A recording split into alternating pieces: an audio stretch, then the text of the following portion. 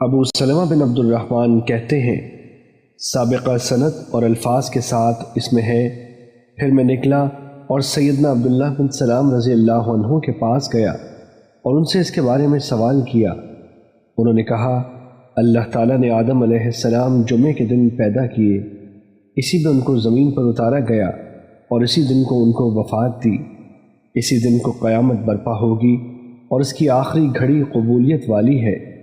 میں نے کہا، لیکن رسول اللہ صلی اللہ علیہ وسلم نے تو فرمایا کہ وہ بندہ نماز کی حالت میں ہو، اور دن کی آخری گھڑی میں تو کوئی نماز ہی نہیں پڑھی جاتی۔ انہوں نے کہا، کیا تجھے اس چیز کا علم نہیں کہ رسول اللہ صلی اللہ علیہ وسلم نے فرمایا کہ نماز کا انتظار کرنے والا بھی نماز میں ہی ہوتا ہے؟